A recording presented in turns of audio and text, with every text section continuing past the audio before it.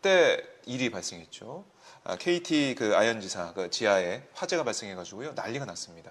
재난 수준이다 이렇게 저희는 보고 있는데 재난이죠. 재난이죠. 예. 어제 국회 그 상임위에서 그 관련된 질의를 하셨어요. 보니까 좀 세게 질의하시던데 좀 그 상황 좀 어떻게 보고 계십니까? 제가 예. 참 한심한 게 그저께 그 KT 황창규 회장이 나와서 현장을 돌아보면서 피해 입은 분들한테 뭐 하여튼 그 사과도 하고 또 배상도 하겠다. 그래서 그렇죠. 그 배상이 뭔가 해봤어요. 1개월, 그랬더니 1개월. 저 통신요금 1개월 면제해 주는 거. 면제. 그게 누구 지금 약 올리는 거예요? 아니 KT가 15조 1년 작년 매출액이 15조입니다. 무려 15조 원 어떻게 좀 이렇게 상상이 되세요? 상상이 앉아 보셨어요? 좀 꿈에서도 만져본 적이 없어요. 네. 근데 이 15조를 1년에 버는 KT 그 큰 기업이 이 엄청난 피해를 입어서 그야말로 뭐 무슨 애인 사이에 전화 못한 정도가 아니고 그렇게 생각하는 것 같아요. 아는 사람한테 전화하는 정도가 저도 친구랑 아니고 연락이 안 되더라고요. 그것뿐만 아니라 생업에 종사하는 분들이 있죠. 배달. 무슨 어디 택시 뭐 이렇게 뭐 그걸 하는 분들도 있고 가게에서 그래서 배달하는 분들도 있고 이런 분들은 먹통이 돼가지고 장사도 못하고 또 신용카드 그게 카드 단말기가 작동이 안 돼서 스톱돼 있고 손님도 뚝 떨어져 따르고 지금 아우성인데 그 뭐 한 달 통신비 감면해주겠다 이런 한가한 소리, 넉나간 소리를 하는 걸 보고 참을 수가 없었어요. 그래서 어제 세게 발언하셔가지고 너무 화를 내신다 이렇게 했는데 그또 화를 많이 안 내신 거라면서요. 그동안 성질 더럽다는 걸 잘 숨겨왔는데 여기에만 성질 들어온 게 그냥 텔레비 화면에 그냥 그대로 나와가지고 저도 좀 그런데 진짜 제가 화난 거는 일반 그 국민들이나 피해를 입은 분들 입장에 보면 1000분의 10,000분의 1도 안 될 것 같아요. 보니까요 그렇게 그 KT가 통신회사가 엄청난 디지털로 인한 이득을 얻으면서 수익을 얻으면서도 제대로 투자도 안 했어요. 말하자면 그런 사고가 날 것은 충분히 예상 가능하잖아요. 그러면 여러 가지 그런 사고가 나지 않게끔 방지하는 예방하는 그런 장치들을 해야 되고 설비도 해야 되고 그죠? 예컨대 예를 들어서 15조 매출인데 그런 불이 날 수 있다면 또는 테러 무슨 사고, 지진 뭐 이런 거 나왔으면 그런 먹통이 생길 수 있거나 사고가 생길 수 있으니까 그런 거를 안 나게 하는 안전장치를 하고 났을 경우에는 그에 대한 보안장치로 소위 이걸 백업 프로그램이라고 그러고요. 그런 장치를 통해서 이걸 빨리 통용이 될 수 있게끔 사용할 수 있게끔 피해를 안 입게끔 최소화시키는 그런 조치들을 해야 되는데 안 했어요. 그러니까 돈 버는 데만 급급했고 투자 이런 안전장치 이런 건 안 했어요. 그것이 KT를 비롯해서 SKT도 그렇고 LG U+도 다 똑같은 상황이에요. 그러니까 이걸 들어보니까 뭐 이 관련해서 돈 버는 데는 열중하고 안전이나 이런 데서는 투자 안 하고 다 관리나 이런 것도 외주에 넘기고 이렇게 했더라고요. 그렇습니다. 좀 불난 곳 보면은 소화기 한 대 있고 상시 근로자가 근무하는 사람이 2명 정도고 그리고 백업 프로그램은 아예 하지도 않고 있고 그러니까 돈 들어가는 건 안 한 거예요. 그러면서 돈 버는 데만 그냥 돈 버는 데 수전노처럼 긁어 모으고 있는 건데 그러면 안 된다. 안 되죠. 그러니까 지금 그런데 통신요금 1개월 감면하겠다고 그따위 얘기나 하고 있고 그냥 참으세요. 제 방송 중입니다. 아니 그러니까 보니까 소상공인연합회도 KT에 대해서 화가 좀 많이 났더라고요. KT 상대 집단 소송을 지원하겠다. 그 상인들 그리고 미혼 대응 시 불매 운동하겠다. 이런 얘기를 했고 그리고 극심한 피해를 호소하는 상인들에게 피해 보상 제대로 해라 이런 얘기를 계속 하고 있습니다.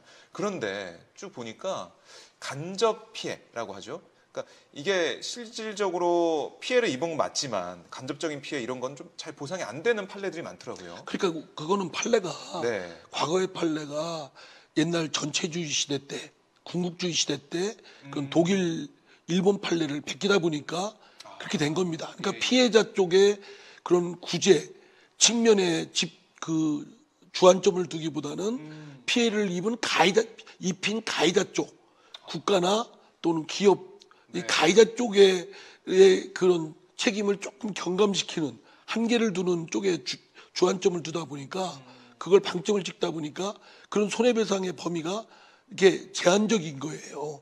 그런데 손해라는 것은 지금 직접 손해, 간접 손해를 구분하기 어려울 정도로 경계가 불분명합니다. 어떤 게 직접 손해고 어떤 게 간접 손해인가요? 어떤 건 보기의 시각에 따라서 시점에 따라서 직접 손해이기도 하고 간접 손해이기도 하고 간접 손해가 직접 손해이기도 한 겁니다.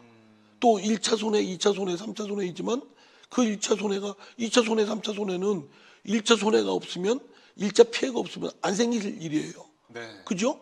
그러니까 2차, 3차 간접 손해도 원래의 피해를 준 손해를 입힌 원인이 발생해서 생긴 인과관계가 있다면 책임을 지고 구제를 해줘야 될 일이죠.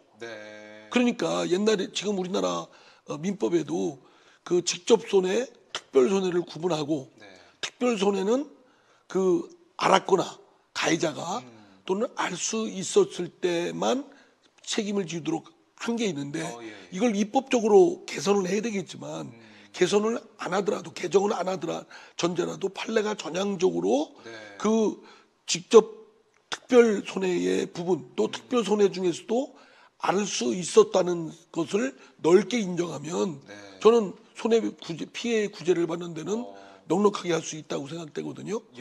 그런데 지금 이 사안을 종래의 판례대로 본다고 하더라도 KT가 이게 먹통이 됐을 때 사고가 났을 때 그로 인한 피해가 영업집의 경우는 영업을 못 한다든가 그렇죠?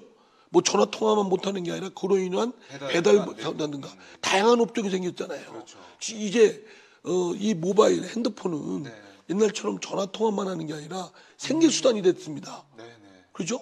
생명 또는 예를 들어서 그런 통신망이 병원, 의료, 응급실 이런 데까지 다 관련되기 때문에 생명 안전과도 관련되고 이제 생업과도 관련되고 경제 활동에도 관련되고 그러한 기본적인 말하자면 혈맥이 돼 있기 때문에 옛날처럼 이거를 전화 통화하는 통신비의 손해배상을 통신비 하는 정도의 수단에서 뭐 1개월 면주겠다 이렇게 하면 안 되죠.